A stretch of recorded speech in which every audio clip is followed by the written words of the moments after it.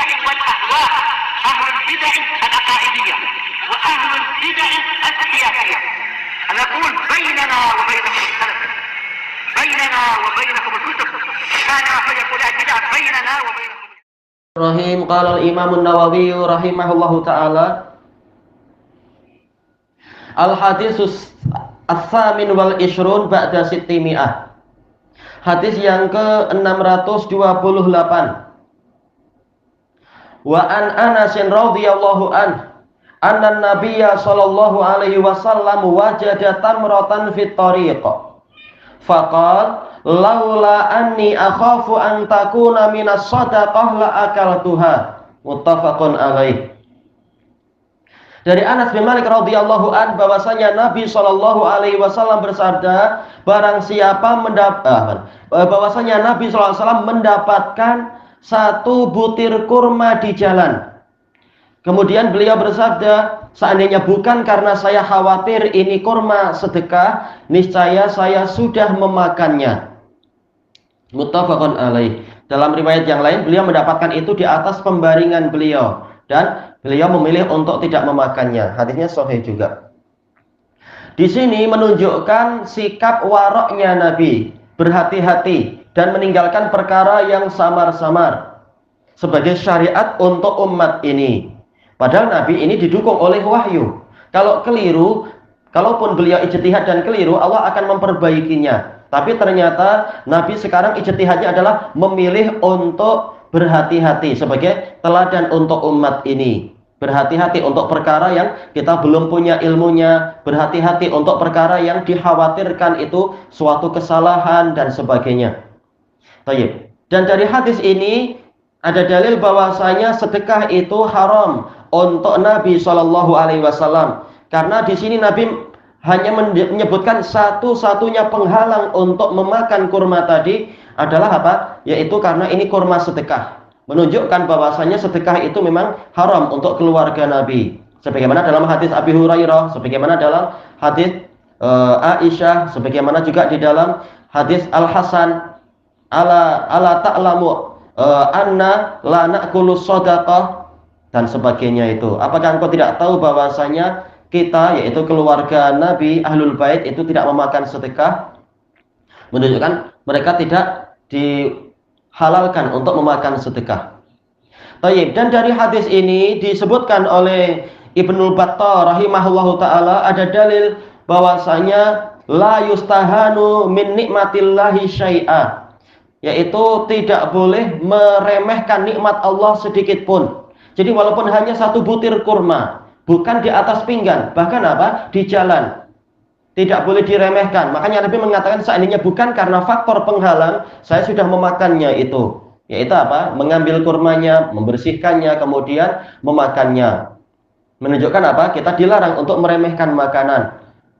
Baik. Dan ini terkait dengan adab-adab makan yang mungkin belum kita lewati. Hadis Anas dan hadis Jabir tentang apa? Idza saqatat min ahadikumul luqmah fal ya'khudha wa yamassah ma biha min adha summa liyakulaha wa la yad'ha lisyaitan. Apabila ada satu suapan yang jatuh dari tangan kalian, salah seorang dari kalian, maka hendaknya dia mengambilnya, membersihkannya dari kotoran-kotoran, kemudian memakannya dan jangan membiarkan itu untuk setan. Demikian pula di selain Bukhari Muslim, hadis Ma'qil bin Yasar, hadisnya sahih tentang masalah itu. Menunjukkan apa? Makanan sekecil apapun ini tidak boleh diremehkan. Karena apa? Ini nikmat Allah dan kita tidak tahu di makanan yang mana dan suapan yang mana, butiran yang mana di dalamnya itu ada keberkahan untuk kita. Baik. Nah, kalau kita ingin mendapatkan keberkahan diantaranya adalah dengan cara itu, tidak meremehkan makanan dan mengambil makanan yang jatuh kemudian membersihkan dan memakannya. Baik. Dan ini termasuk apa? Perkara yang sangat asing di budaya sebagian orang Yaman dulu itu. Bukan berarti meremehkan orang Yaman, tapi boleh jadi karena apa? Budaya yang dirusak oleh orang-orang Rafidhah yang memang banyak kufur nikmat, sehingga budaya itu meresap di masyarakat. Kalau ada butiran nasi yang jatuh atau roti kecil yang jatuh, mereka tidak mau memakannya. Ini aib katanya. Padahal ini menyelisihi Nabi. Ya, kemudian alhamdulillah ada sebagian ikhwah yang mengingatkan dan memberikan contoh yang baik untuk melaksanakan apa yang sudah banyak dihafal dalam Riyadhus Shalihin, dalam Sahih Muslim, dalam Sahih Bukhari dan sebagainya. Dan memang apa? Allah membuktikan janji dari Rasulnya bahwasanya di dalamnya ada berkah, sehingga yang melaksanakan hadis tersebut dia mendapatkan berkah yang banyak. Memang itu terbukti. Baik itu berkah secara kekuatan, berkah secara akal, berkah secara pemahaman, juga apa berkah secara ilmiah dan yang lain-lain. Baik. Kemudian disebutkan di sini ada pembahasan, sebagian ulama menjadikan ini sebagai dalil untuk mengetahui bahwasanya kurma itu sendiri, bahwasanya kurma ini syai'un tafih, yaitu sesuatu yang harganya sangat murah. Sehingga kalau, dan di sini Rasulullah menyebutkan apa? Jelas ini secara umum bukan milik beliau. Kalau milik beliau, jelas beliau tidak ragu-ragu. Tapi ini bukan milik beliau.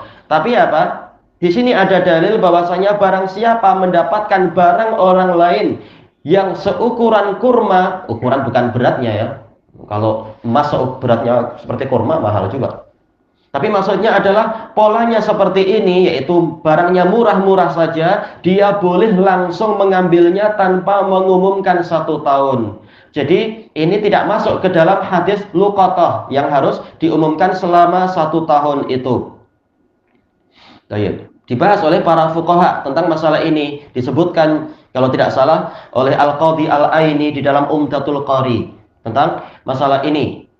Yaitu manakala Nabi SAW mau memakan kurma yang ditemukan di jalan, 1 butir kurma, ini menunjukkan bahwasanya barang-barang milik orang lain yang harganya seperti harga kurma, yaitu biasanya kalau orang hilang darinya 1 butir kurma, dia tidak akan cari-cari itu biasanya.